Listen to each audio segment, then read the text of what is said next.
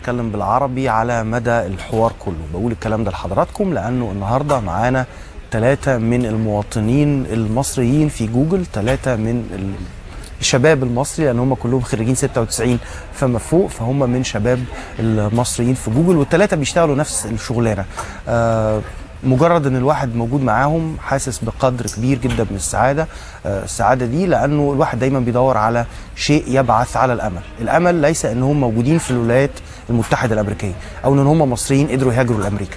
الامل في ان هم 3 وصلوا لمعايير في اداء شغلهم خلت شركه او مؤسسه على مستوى جوجل تبقى راغبه في ان الناس دي يفضلوا بيشتغلوا فيها، انه الناس دي تفضل جزء من مؤسسه جوجل. هرحب بيهم دلوقتي كمان بالاقدميه. هرحب الاول بمهندس محمد الفقي. صح؟ تمام. انت اول مصري ولا تاني مصري يدخل جوجل؟ شفت كان في جدل على الموضوع ده. انا اول مصري ابقى سوفت وير انجينير انترن في جوجل، وبعدين لما بقيت فول تايم كنت تاني مصري. قبليه بدا قبليه باسبوع، بس انا كنت قبليه الصيف اللي قبليه انترن، عشان كده في دايما الاقدميه بالتدريب. ايوه تمام. ففي دايما يعني خناقه بينا كده من الاول. ومعانا كمان احمد متولي. احمد، انت الاقدميه متوسطه؟ انا اقدميه متوسطه. انا بقالي هنا حوالي 4 سنين. فمحمد كان من الناس اللي يعني استقبلوك؟ بالظبط كده يعني. وكان هو الاول تايمرز، هو من الناس القدامى المصريين. اللي بيوريني اروح فين واجي منين وحاجات كده. وعادل العطوي. عادل، انت طازه لسه بقالك سنه واحده في جوجل. 15 شهر. 15 شهر. انت لسه في مرحله ان الواحد بيعد هو بقاله قد ايه في الشغل؟ بالظبط بالشهر. بعد كده بقالي عقدين، بقالي 3 شهور حاجات كده يعني. اولا في ملاحظه مهمه قوي عايز ابدا بيها. انتوا ال3 خريجين هندسه اسكندريه. اشمعنى؟ اشمعنى هندسه اسكندريه؟ ايه اللي بتقدمه هندسه لا خلينا نتكلم بصراحه. اشمعنى هندسه اسكندريه؟ حد يبتدي يعني؟ انت كبير. اولا يعني كنت لسه بقول لك النقطه ديت، ان هندسه اسكندريه هي اول قسم كمبيوتر في مصر كلها اتعمل، كان في هندسه اسكندريه اول قسم كمبيوتر 4 سنين. ثانيا، ودي النقطه اللي يمكن قالها عادل، ان طول سنوات الدراسه عندنا عمرنا ما خدنا مثلا ان احنا نركز على مثلا بروجرامينج لانجويج معينه، او ان احنا نركز على حاجه معينه. كنا بناخد البيزكس، كنا بناخد الثيوري او كويس جدا، بحيث ان احنا نقدر نطبقها على كل حاجه بعد كده. يعني احنا اتعلمنا حاجات كتير قوي من نفسنا، بس عشان عندنا البيز كويس، سواء البيز كان في الرياضيات، في الفيزيكس، حاجات كتيره جدا. فاعتقد ان ده الديفرنس اللي عامل فرق الهندسه اسكندريه عن بقيه الاقسام. احمد، ايه السوفت وير انجينير؟ يعني وضح للناس الضعفاء امثالي في هذا الموضوع ايه السوفت وير انجينير تحديدا؟ السوفت وير انجينير بيبقى اللي هو المهندس اللي بيكتب البرنامج اللي المكن بيشغله. السوفت وير انجينيرز عاده في جوجل بيكون معاهم سكيل ثانيه غير ان هو بس يعرف يكتب برنامج. ليهم مهارات ثانيه غير ايه بقى المهارات دي بتبقى؟ ان انت تكون بتفهم كويس في السكيورتي، ان انت تكون بتفهم كويس في الداتا اناليسيز، ان انت تفهم كويس في تحليل المعلومات والبيانات.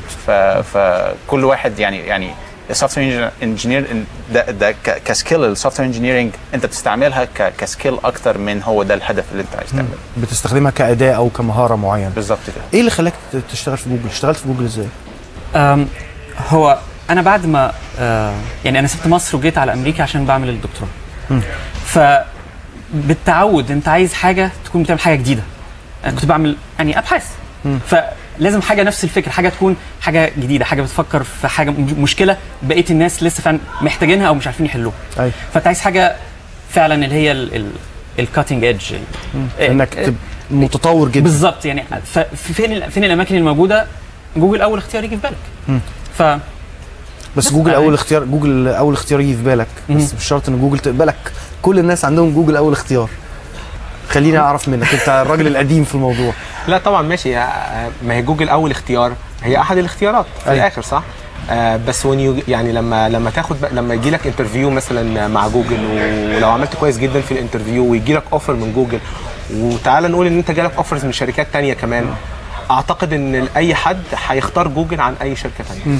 يعني لو حد معاه 2-3 اوفرز هيختار جوجل عن اي شركه تانية. بس ايه المعايير؟ يعني انت لما جالك احكي لي الحدوته. انت جيت طلبت انك تشتغل او قدمت على شغل، اعلنوا ان هم عندهم عدد من الوظائف الفاضيه زي ما الواحد عارف النظام يعني، الا زي ما كانش اتغير. على فكره هي بالنسبه لنا مش قوي كده. هي جوجل او كل شركات الكمبيوتر دايما بتعين، هي المساله مش مساله بيعلنوا عندنا، احنا دايما بنعين سوفت وير انجينيرز. خلاص. كل سنه كل ما في دفعه جديده بتتخرج مثلا سواء بي اتش ديز او ماستر ستودنتس او كده، كل ما دفعه بتتخرج من كل الجامعات اللي في امريكا بيبقى فيه ريكروترز بيحاولوا يريكروت احسن ستودنتس موجودين في الجامعات ديت، سواء بي اتش ديز او ماسترز او كده. خلاص. ودايما بيتعمل لهم انترفيوز، فون انترفيوز، وبعدين اون سايت انترفيوز. بييجوا يعملوا انترفيوز هنا مع سوفت وير انجينيرز اقدم منهم، بيعمل حوالي 5 انترفيوز فيري فيري تاف، بيعمل بروجرامينج على الوايت بورد وهو واقف، بيتسال اسئله موستلي تاف كويستشنز، لازم يعدي من ال5 ويجيب سكور عالي مع ال5 كلهم علشان يو ميك ات. خلاص. ما هو بياخد يعني افضل الافضل، فبيفضل يعمل تصفيه او فلتريشن، يفضل تنقيه كده. مظبوط. وفي كذا لاير فور ابروفال، يعني ممكن تعدي اللاير الاولاني وبعدين تيجي عند اللاير الثاني ما تعديش، ففي كذا لاير.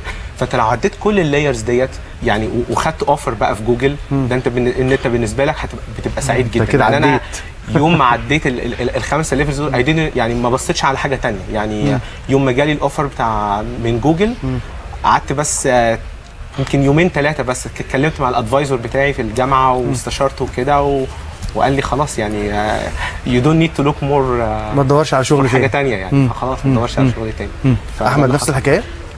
انت كنت بتستهدف، انت كنت عايز تبقى جزء من جوجل ولا الحكايه جت بشكل مختلف؟ ده سؤال كويس قوي. يعني يمكن حالتي مختلفه شويه، لان انا كانت رساله الدكتوراه بتاعتي على حاجه مهمه قوي انها تتعمل في جوجل، وجوجل يعني مهتم بيها، اللي هو جزء من نوع من انواع النصب اللي بيحصل على الانترنت. فكان طبعا في بالي ان الكلام ده هيتنفذ فين احسن من جوجل. يعني انت طبيعه دراستك او طريقه بحث رساله الدكتوراه بتاعتك كانت جوجل كمان مهتمه بيه بالظبط كده، بطبيعه البحث ده او بطبيعه الدراسه دي، ولا انت قاصد من الاول انك تلاقيها كده؟ انا مش بعمل دكتوراه، انا بدور على شغلانه. هي ما حصلتش كده. طبعا.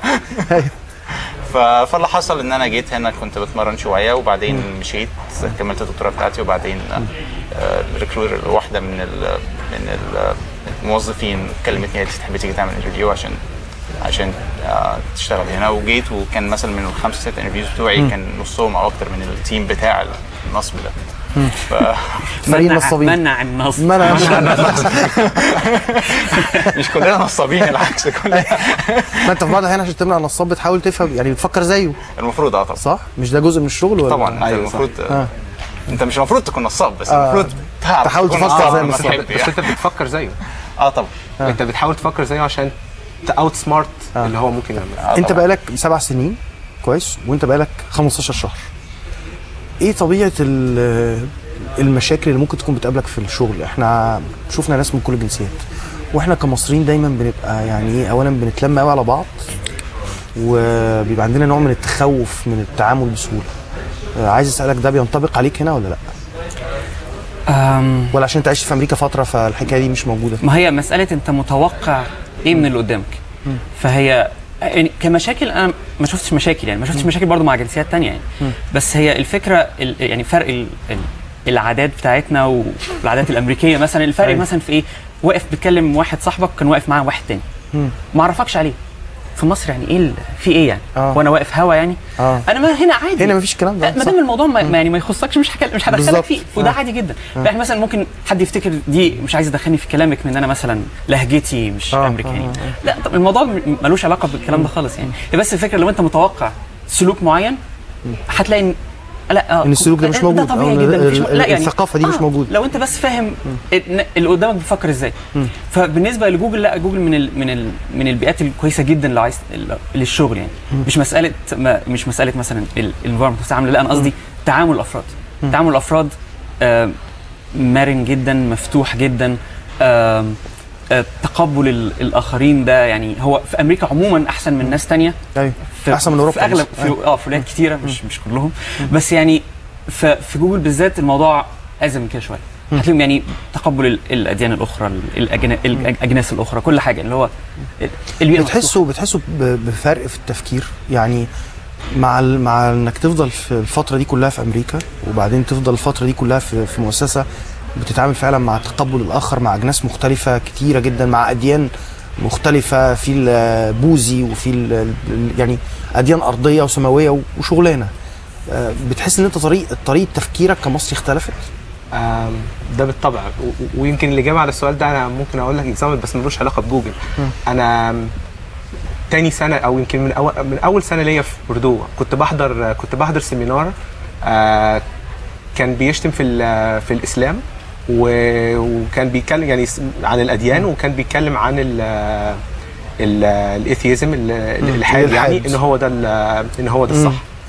فانت وانت في مصر عمرك ما جت اكسبوزد لحاجه زي كده، عمرك ما تعرضت يعني يمكن دلوقتي بقى الفضائيات بقت في حاجات، ولو تعرضت للموضوع زي ده انت لازم على طول تبقى في الطرف المهاجم. واخد بالك؟ فانت كونك انك تقعد وتستمع ولازم تفهم كويس قوي هو بيقول ايه، عشان انت لو وده بيخليك لازم تثقف نفسك كويس قوي في دينك، علشان لما ترد عليه صح، لان هو فاهم دينك يمكن في بعض الحالات احسن منك.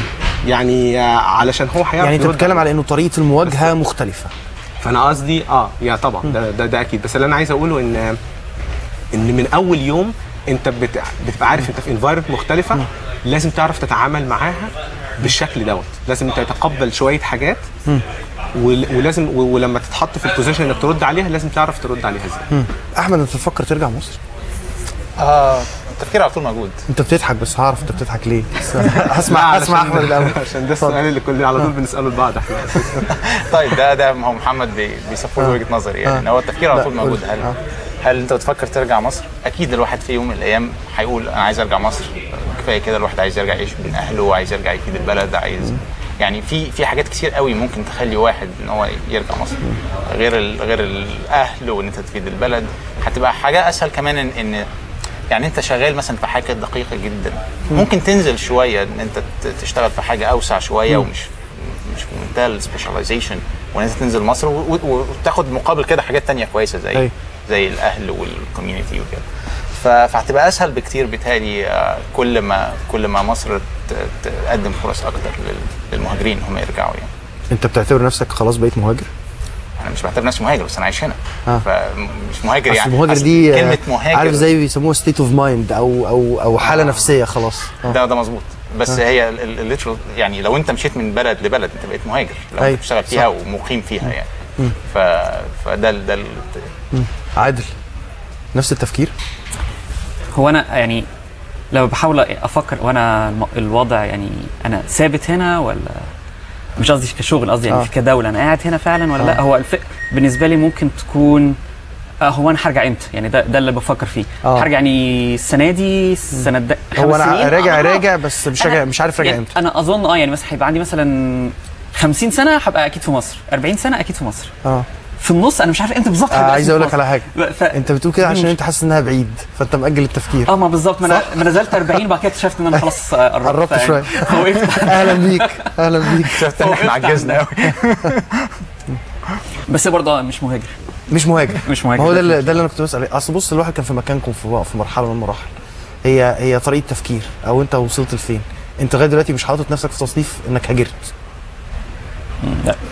لا انت بقالك فتره كبيره، انت بقالك 12 سنه في امريكا. انا بقيت 12 سنه، ومنهم 6 أو 7 هنا في جوجل. فندم 6 أو 7 في جوجل. حاطط في دماغك انك هاجرت ولا لا؟ لا. انا على سؤال هرجع مصر امتى، انا ان شاء الله باذن الله هرجع مصر. امتى برضه ما اعرفش، يمكن سنه، يمكن كمان سنتين، يمكن 3، بس ان شاء الله راجع مصر. انت قربت على 40. قربت على 40. انا قربت على 40. مش هتمشي معاك الفكره بتاعت لما يبقى عندي 40 سنه افكر. انا عشت من 3-4 سنين كنت بقول كمان 3 سنين راجع مصر يعني. بس التفكير عمره ما راح من دماغي، وان شاء الله وان شاء الله راجع يعني. بالظبط امتى مش عارف فعلا. فكره انك بتشتغل في مؤسسه زي جوجل دي ممكن تبقى عائق انك ترجع؟ لا ابدا، لانه انت هتوصل اعلى من المؤسسه دي فين؟ مش هتوصل. بس في لحظه من اللحظات اذا اقنعتهم يفتحوا جوجل في مصر فتره. لا بس انا يوم ما هقرر ارجع مصر، يبقى انا عايز ارجع لسبب معين، صح؟ يعني مش مهم بقى ان جوجل فتحت في مصر ولا شركه تانية موجوده في مصر ولا هتوفر مي فيري جود بوزيشن. انا راجع مصر عشان اعمل ايه طيب؟ علشان انت عايز تخدم البلد بطريقه ما، صح؟ خلاص. والبلد مثلا ليتس سي ما فيهاش الشركات الكبيره اللي انت بتتكلم عليها دي، دور انت على حاجه. بس انت عايز ترجع مصر عشان تخدم البلد ولا؟ بص خلينا نتكلم بواقعيه. الدكتور مصطفى السيد مثلا قال لي مره انه وهو في جورجيا تك في اتلانتا هو بيخدم مصر اكتر من وهو موجود في مصر. هل احنا بنبقى مقتنعين فعلا بفكره احنا عايزين نخدم البلد ولا ده